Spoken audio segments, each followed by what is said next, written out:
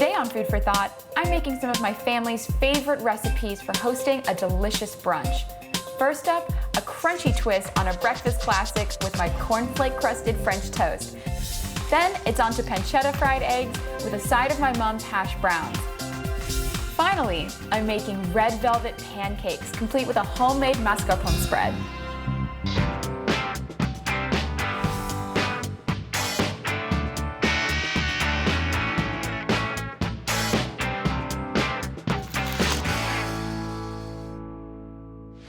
My favorite meal is breakfast, especially when I get to spend it with my family. Today, I'm showing you some of my favorite plates for a great family brunch.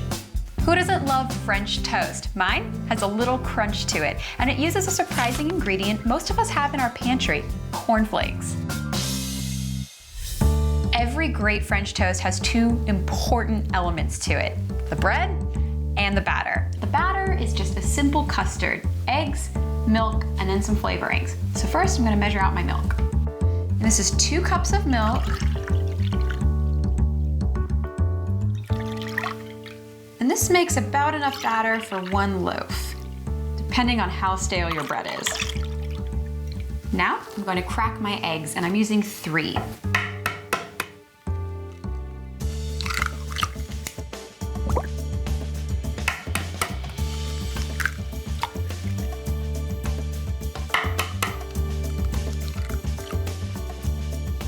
I love the flavor of spices, especially in French toast, and whenever I can, I buy them whole. The idea here is that they last a really long time and the flavor is so much stronger, so you really can't lose.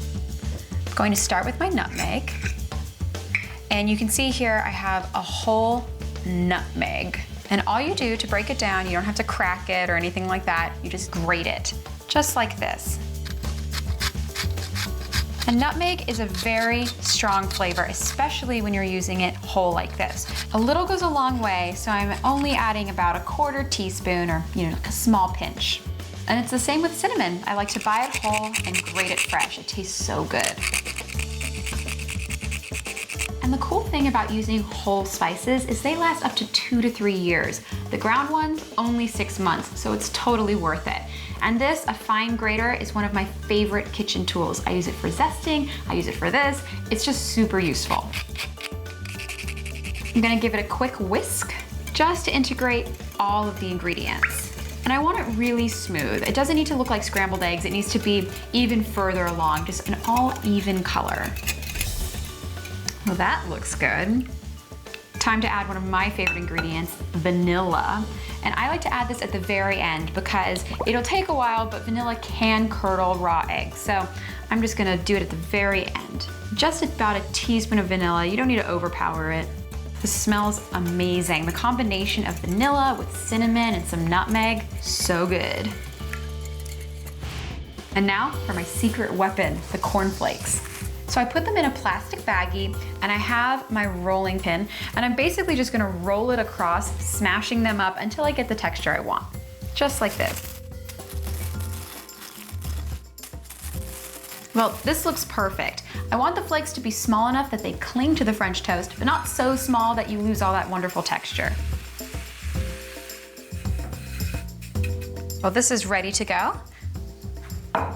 For my bread, I'm using a beautiful brioche loaf. I love this because it's an egg bread, so it's really rich. And typically, the more stale the bread, the better the French toast. So this one's been sitting out for quite a while. I love my French toast nice and thick, so I'm giving these about a 1-inch slice.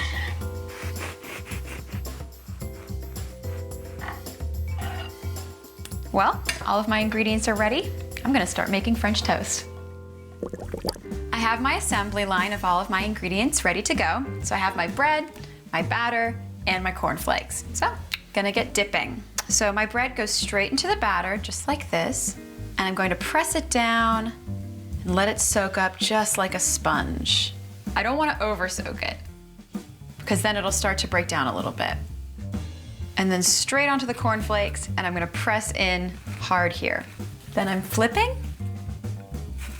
Ha, look at that. Amazing texture. I've set my pan over medium heat, and the idea here is I want to cook my French toast really evenly. I want it golden brown on the outside and completely cooked through. And I'm using butter to grease my pan, but you can use anything you like, a plain oil cooking spray. My butter's melted, so it's time to cook. Just straight onto the pan. So my French toast has been cooking, and it's nice and golden brown on the bottom, and it's been cooking through. So I'm gonna flip it. Woohoo! Look at that. So the cornflakes have gotten right into the bread. So now I have this delicious crispy crust. Well, this looks done. So I'm gonna set this aside and get started on my next slice. And remember, this is something where patience is a virtue. You wanna cook it low and slow so it gets perfectly golden brown and cooked all the way through.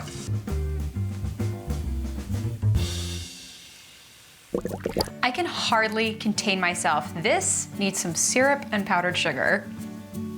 And there really isn't a lot of sugar in the actual batter, so I'm not gonna feel too bad about using the syrup. And a little bit of powdered sugar, so it looks like that diner French toast.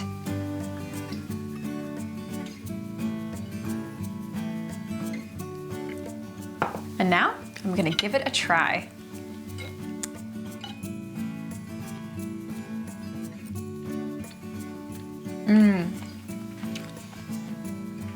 That's really good. The cornflakes just bring a really interesting texture to the French toast that I absolutely love. It's so good with the syrup and the soft bread and then the crunchy exterior. It's a really good combination. Up next, another favorite brunch dish, an elegant twist on bacon and eggs, my pancetta-fried eggs. When we return on Food for Thought.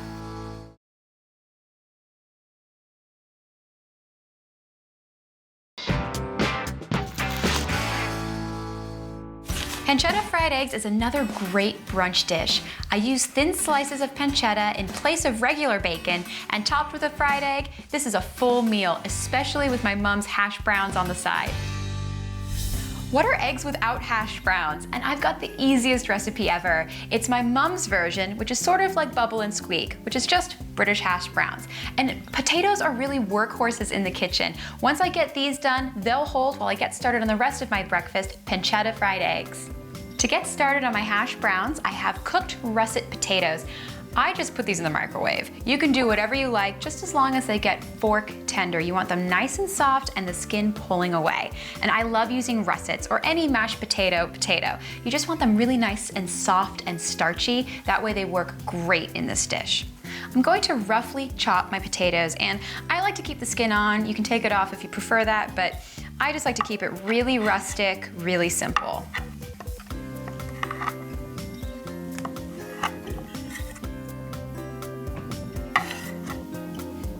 This recipe really could not be simpler. It's just potatoes, a little bit of butter, salt, pepper, and garlic. So next up, getting my garlic ready. I'm using 3 garlic cloves, and I'm gonna mince them very finely in a garlic press. You can mince this by hand as well. I like using the garlic press because I kind of want the garlic to sort of melt away into the potatoes. So this also smashes them and gets them a little bit softer. Well, I'm ready to get cooking. To get started on my hash browns, I'm just going to take a heated pan and drizzle a little bit of olive oil in it. That's about right. I just want the whole pan to be nice and coated. And then straight into that, I'm putting my garlic, and I'm cooking this very quickly. Garlic can burn instantly, so I'm gonna keep an eye on this.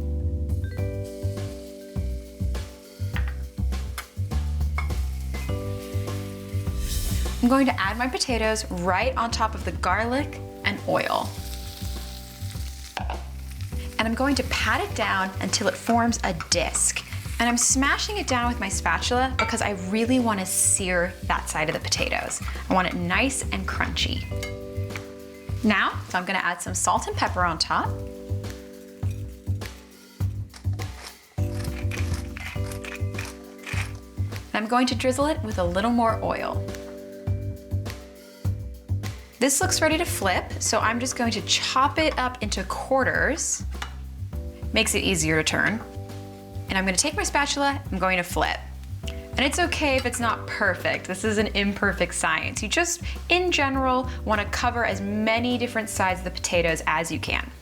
So I'm just gonna keep flipping until this whole thing is turned over, and then press back down with my spatula, searing it again. And once this has had time to get really crusty on the bottom, I'm gonna flip it again. And I want the potatoes to be really well seasoned, so I'm going to add a little bit of salt and then some pepper. I'm going to give these a flip. Ooh, that looks really good. What I'm looking for is for an even coating of golden brown. So once every little bit and nook and cranny of these potatoes has a little bit of crispiness to it, that's when I know I'm done. Well, my potatoes look perfect. I'm gonna pop these in the oven and get started on my eggs. My potatoes are waiting for me in the oven, so I'm gonna get started on my pancetta-fried eggs. And this is actually easier than bacon and eggs. I'm using one pan and they both cook at the same time, so how easy is that? I'm starting with my pancetta, which is basically Italian bacon. It's cut really thin, so it cooks super quick. I'm going to pop my pancetta onto an oiled saucepan. Ooh, doesn't that sound wonderful? So I'm doing a couple of medallions because pancetta cooks really quickly. Well, that's starting to look really crispy, so I'm gonna give it a flip. Now, I'm going to crack my egg right on top of it, and the fun thing here is that the egg whites just they go all into the pancetta, so it kind of becomes one unit, one delicious bite. And the pancetta, which is a little bit salty, seasons the egg really well.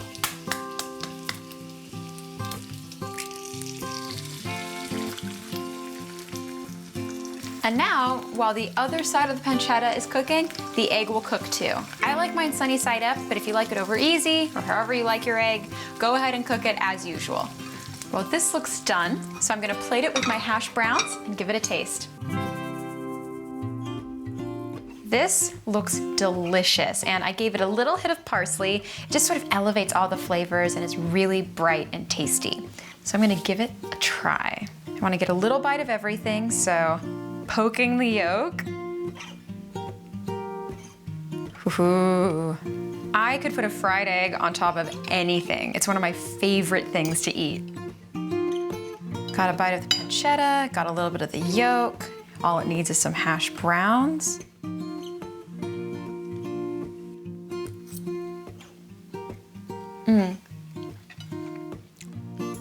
That is breakfast. Oh, it tastes so good. And I love the pancetta in this dish. It's very different from bacon. It's super delicate, very mild. It's not smoked at all. And I love what it brings to this dish. It makes it so easy. It crisps up in no time, and one pan to wash. How great is that? What's missing from our brunch? Pancakes, of course. When we come back, I'll show you my spin, red velvet style.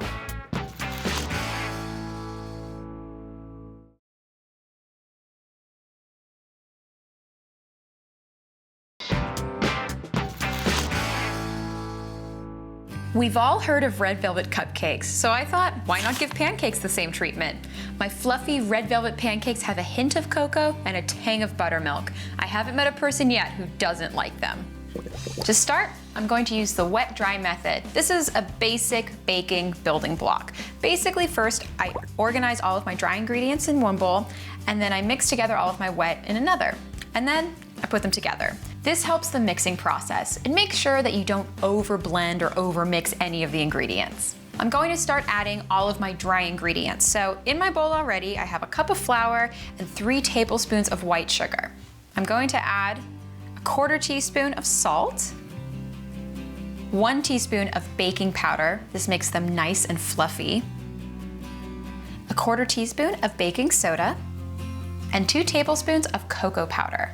And I have a really rich, dark, unsweetened cocoa powder.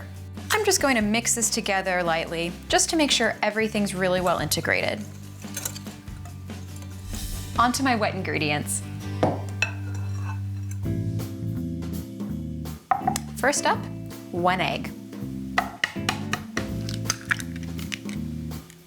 And 3 tablespoons of melted and cooled butter. You don't want the melted butter to cook the eggs, so make sure to cool it before you add. And 3/4 cup of buttermilk for a really lovely tang. And what makes red velvet red? Well, the red. So I'm using a little bit of red food coloring. And depending on how red you like it, you can add a lot or a little. And a healthy teaspoon of vanilla.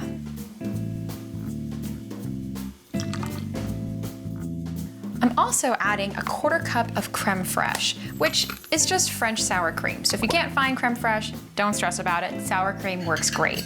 And this is just like a richer version of buttermilk. It just really heightens that sour, tangy flavor that is so good in a pancake.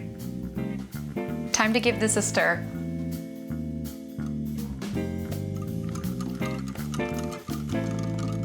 Wow, that is red. This looks amazing. So now I'm gonna mix it into my dry ingredients, and I'm not going to let it hang out for too long because once I add the wet ingredients, that activates the baking powder and baking soda, which make fluffy pancakes. I'm just going to stir until there aren't any more lumps. And this makes a really thick batter. We're dealing with some rich ingredients here, so these are pretty decadent pancakes. Well, my batter looks great. I'm gonna get started on my mascarpone spread, the base of which is mascarpone cheese. This is just an Italian sweet cheese, so imagine cream cheese but without the tang. You can find it at most grocery stores. To make my spread, I'm going to start with my creme fraiche, which I'm adding because it kind of loosens up the spread and makes it really spreadable. So just a 1/4 cup. And for the star ingredient, mascarpone cheese. And I'm doing about a 1/2 cup of this. Oh, it's so delicious. I want my spread to be sweet, but not too sweet, so I'm only adding 2 tablespoons of sugar. And then I love vanilla in anything, so I'm adding a little bit of vanilla, just 1/2 teaspoon. Lemon zest is fantastic in this recipe. It goes so well with the creme fraiche and the mascarpone cheese. It just adds this little hint of brightness and a little bit of that zesty lemon flavor. It's so good. All I have to do is stir it together. Well, this looks done. It's time to get these pancakes on the griddle.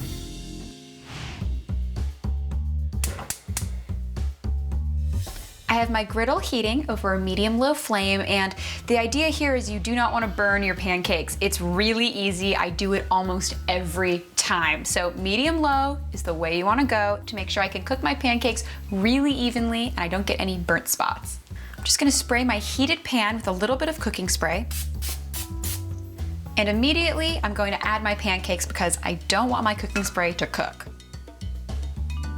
I like to do about 1.5 ladlefuls, which with this smaller ladle, I'd say is about maybe 3/4 cup. My pancake looks just about ready to flip. You can tell because it's cooked right around the edges and I have bubbles forming in the center. That's what you're looking for. It takes a couple of minutes, but this is sort of my foolproof way to know if a pancake is ready. Success! I flipped it and it looks great. I'm gonna let it cook on the other side until it's cooked all the way through.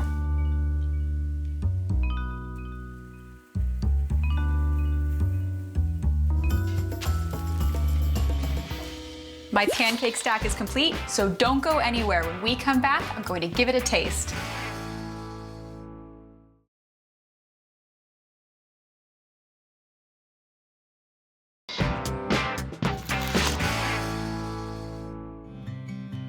I had a lot of fun today preparing some of my favorite brunch recipes, from cornflake-crusted French toast to pancetta-fried eggs with my mom's hash browns to my favorite red velvet pancakes. It's a lot of really good stuff. The best part is that I can double these recipes, I can triple them, I can eat them just by myself or with a huge group of friends. They're really easy to make either way.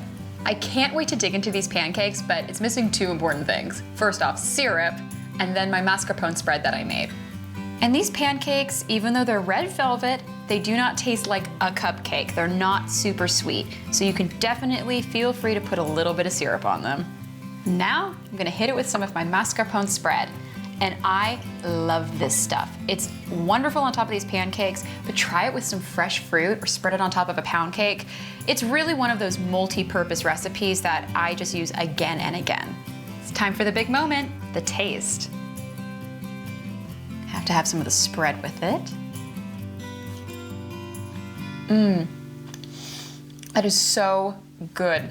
I love the way the lemon plays with the other flavors in the pancakes, and even though this is a really decadent pancake being red velvet, it's still perfect for breakfast and so delicious. Well, I've had a lot of fun preparing these recipes for you today, and they've provided a lot of wonderful breakfast memories for me and my family. So I hope they provide some great memories for your family as well. I'll see you again next week for another episode of Food for Thought.